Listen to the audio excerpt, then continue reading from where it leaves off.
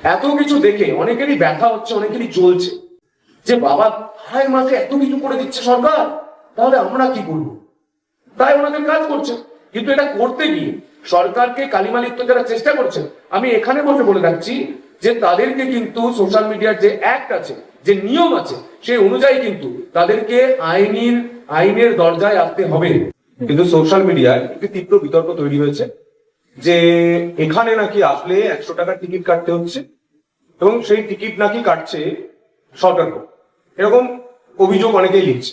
Special লাইনের কারণ কি আমায় ব্যাখ্যা দিয়েছেন, আমি সেই সেখানে টিকিটে জুম করে দেখলে বুঝতে পারবেন 2022 সালের টিকিট রয়েছে, 2024 সালের রয়েছে, প্রতি সালের টিকিট ওনারা বার করে দিতে পারেননি আমাদের। তো সেখানে 100 টাকা করে ওনারা ধার্য করে টিকিটটা নেন। আমি জিজ্ঞাসা করলাম কেন নেন স্পেশাল লাইন? তাদের তরফ থেকে উত্তর দেওয়া হয়েছে যে আমরা যদি স্পেশাল লাইনটা না করি, যারা জেনারেল লাইনে এত কষ্ট করে জল ডুবিয়ে ঘাট থেকে হেঁটে মন্দির আসছেন তাদের জন্য জেনারেল লাইন, কিন্তু যারা ট্রেনে নামছেন, গাড়িতে নামছেন, বাসে নামছেন, প্রাইভেট কারে আসছেন, যাদের বাড়িতে ছোট বাচ্চা রয়েছে, বৃদ্ধ রয়েছে, তাদেরও ইচ্ছা হয় শ্রাবণী মেলায় বাবার দর্শন করতে বা জল নিবেদন করতে, তাদের জন্য এই ব্যবস্থা করা হয়েছে এবং এটা প্রতি বছর হয়।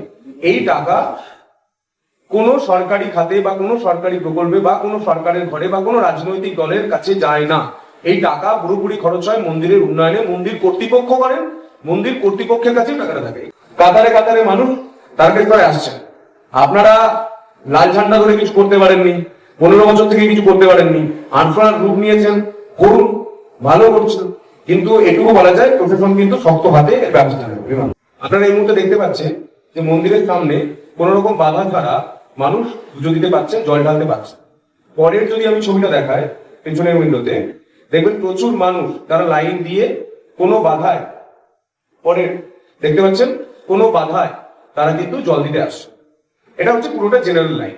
স্পেশাল লাইনের কথা যেটা বলা হচ্ছে সেটা প্রতি বছরের ন্যায় প্রায় 30 থেকে 40 বছর আমি মন্দির কর্তৃপক্ষকে বা স্টেট স্টেট অর্থাৎ মন্দির কর্তৃপক্ষকে তার বিষয়ে জিজ্ঞাসা করেছিলাম যে স্লিপ কিসে।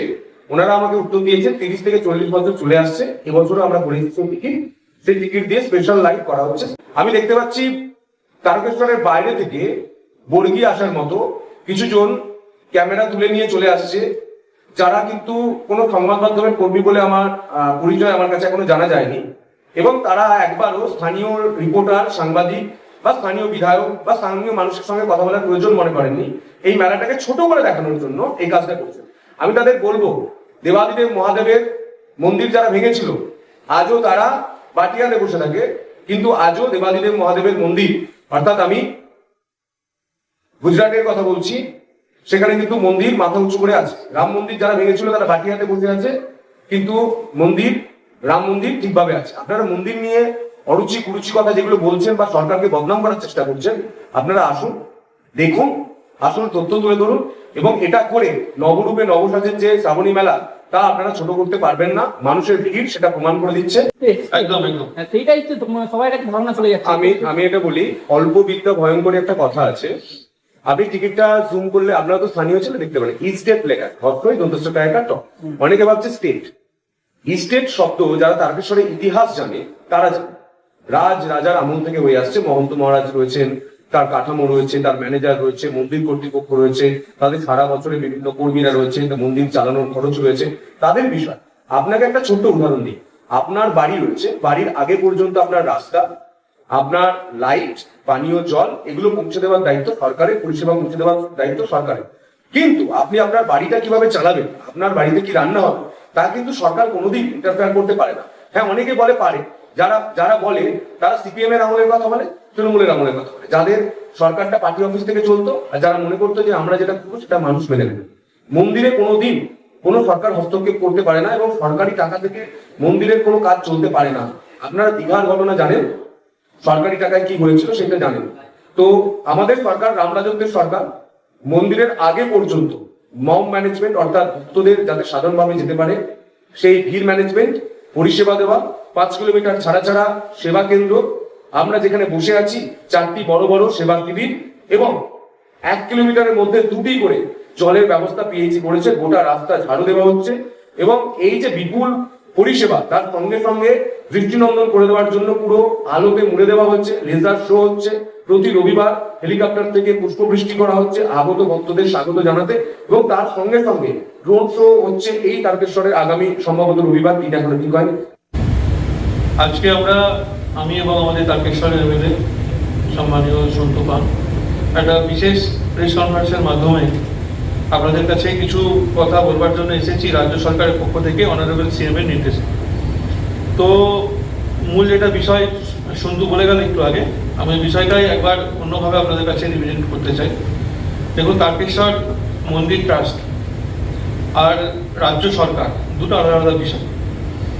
এই যে টিকিটের ব্যাপারে একটা বিতর্ক তৈরি হয়েছে, এই টিকিট দেওয়ার পরে যে পয়সা আছে, যে অনুদান আছে, সেটা সম্পূর্ণভাবে এই ট্রাস্টেই যায়। এর কোনো অর্থ কোনো রাজ্য সরকারের কাছেও যায় না, আর কোনো পলিটিক্যাল পার্টির কাছেও যায় না।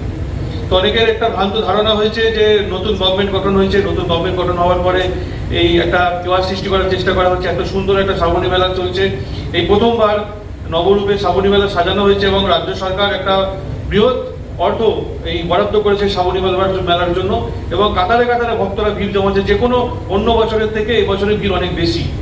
তো সেখানে এটাকে কোনোভাবে মেলাইন করবার জন্য একটা কুচক্রী যারা এটার ইউটিউব ভিডিওতে কিছু ছবিকে আপলোড করে বদনাম করার চেষ্টা করছে।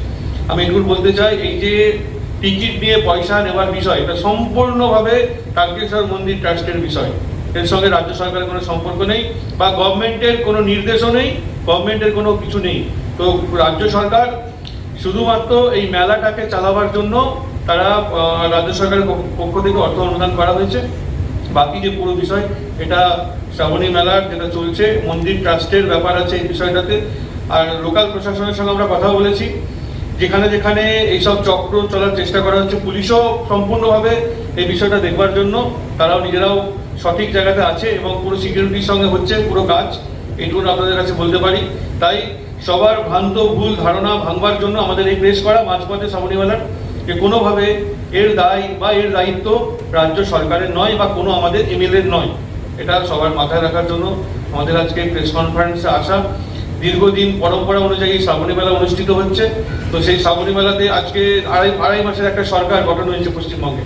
এখন আমাদের সামনের দিকে অনেক এগিয়ে যাওয়ার সময়, আগামী দিন এই শ্রাবণী মেলাকে আমরা অন্যভাবে করব।